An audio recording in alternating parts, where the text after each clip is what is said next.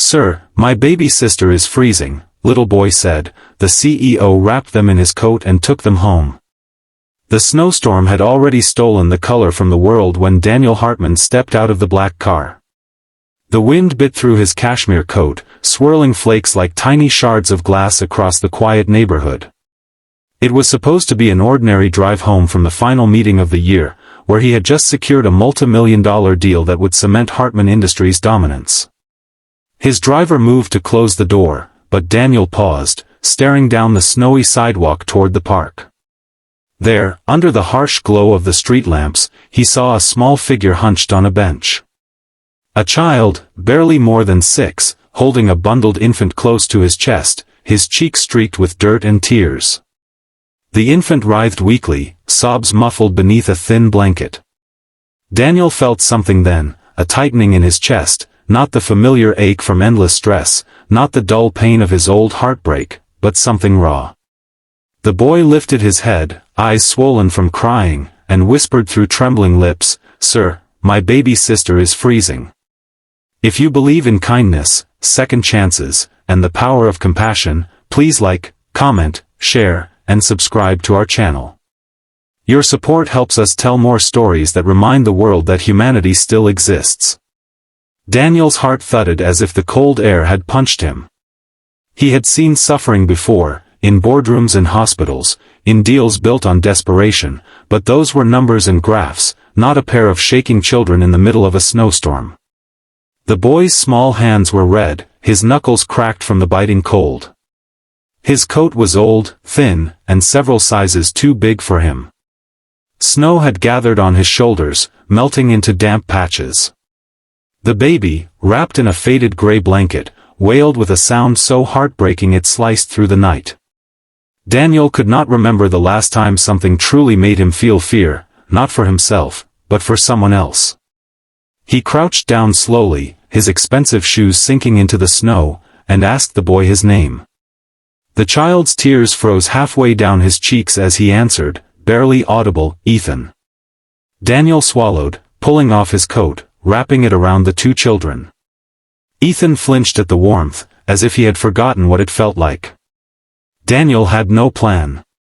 His instincts only said, "Get them warm, get them safe." He lifted the baby from Ethan's arms, and the boy hesitated, shame and fear burning in his eyes, as though terrified that someone would take her away. Daniel reassured him with the only thing he could offer, his steady, unwavering presence. He took Ethan's hand. It was small, stiff, and ice-cold. With long breaths of relief, the child stumbled beside him toward the car. Inside the heated vehicle, Ethan stared at Daniel with wide, fearful eyes, clutching the sleeve of the coat like a lifeline. The baby began to cry again, but quieter now, exhaustion making her sobs softer. Daniel barked orders to his driver to head to the nearest hospital, every second feeling like an eternity. He adjusted the baby's blanket, rubbing her small back, and Ethan watched the movement with a mix of awe and desperation. The headlights cut through the snow like beacons, illuminating the frozen city, the glowing houses decorated with Christmas lights, every window warm and filled with families.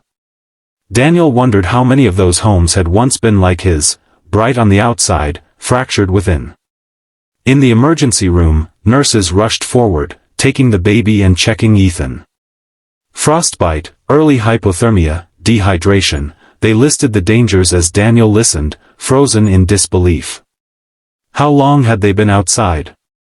The doctors asked, but Ethan only shook his head and clung to Daniel's sleeve as if letting go would make him disappear. Daniel sat with them through the night, the sterile lights of the hospital landing on his sharply tailored clothes like judgment. He normally hated hospitals, they reminded him of the nights spent beside his late wife, Caroline, when hope was only a word the doctors used to soften the truth. He had buried her 2 years ago, and after that, Daniel shut the door to his heart. But now that door was trembling. By dawn, the worst had passed. The baby was stable, wrapped in warm blankets, her breathing slow and rhythmic.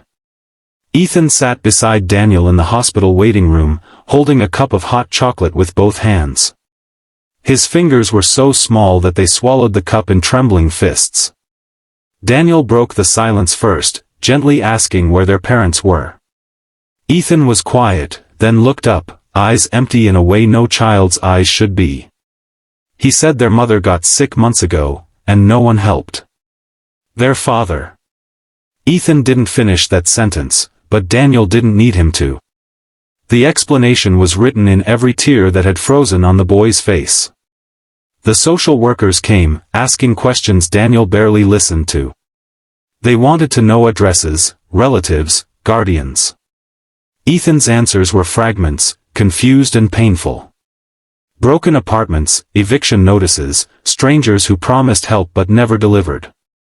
The social workers thanked Daniel for his concern and explained procedures, temporary shelters, government placement, waiting lists, case numbers.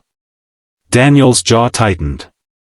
He knew business bureaucracy, supply chains, corporate greed, but hearing it applied to 2 abandoned children felt monstrous. He asked one simple question: could he take them home? The worker blinked, eyebrows raised, and began explaining regulations, legal guardianship requirements, background checks. Daniel didn't argue. He simply called his attorney, and within hours, paperwork moved faster than anyone expected. That night, Ethan and his sister arrived at Daniel's mansion. The house was enormous, too quiet, with hallways so long that footsteps echoed like unanswered prayers. Daniel brought the baby, whose name Ethan finally whispered was Lily, into the nursery that had been untouched for years. It was the room Daniel and Caroline had prepared when they thought their future would be filled with little footsteps. It had been dark since the day she passed. But now the room stirred awake, lights glowing softly, toys and small blankets returned to their purpose. Ethan stood in the doorway, eyes wide, as if he'd stepped into a dream he didn't dare believe could be real. In the weeks that followed, Daniel learned things he never expected to learn again. He learned how to hold a bottle for Lily, how to rock her to sleep, how to pick her up when she curled her tiny fingers around his shirt. Ethan clung to Daniel at first, wary of every unfamiliar sound in the mansion, as though expecting it all to vanish. But gradually, cautiously, he softened. Daniel noticed that when Ethan ate dinner, he always saved a portion beside his plate, unconsciously shielding it, as though he feared someone might take it away. Daniel began sitting with him, eating slowly, telling gentle stories of when he was a boy and how the world had once seemed too big and frightening. Ethan listened, eyes fixed on Daniel, as if memorizing every word. Daniel faced challenges too, the disbelief of his business partners, the judgmental murmurs of people who questioned why a CEO would care about street children. They told him it was reckless, inappropriate, dangerous. His board demanded explanations. He gave none. For the first time in years, he didn't feel like answering to anyone. What mattered wasn't stock values or contract renewals, it was the small voice that called out, "Mr. Hartman," with hesitant affection, the tiny hands that reached up, trusting him completely. The mansion staff slowly embraced the children. Maria, the housekeeper, cried openly the first time Lily slept peacefully in her arms. James, Daniel's driver, took Ethan to the garden and showed him how to build a snowman, laughing harder than anyone had seen him laugh in years. Daniel's home began to feel alive in ways that money never could achieve. He realized that generosity was not a transaction. It was warmth, it was humanity, it was the moment a broken child begins to smile.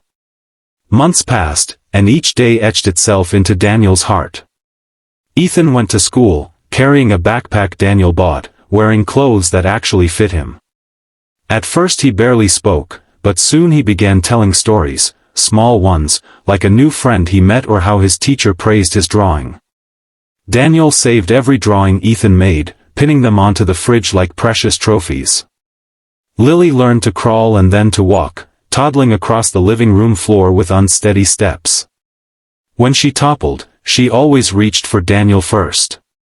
One snowy evening, almost a year after their first meeting, Daniel sat beside the fireplace with both children asleep against him. The flames reflected in the glass windows, casting warm shadows. Daniel realized something deep and undeniable: he was no longer a man haunted by grief.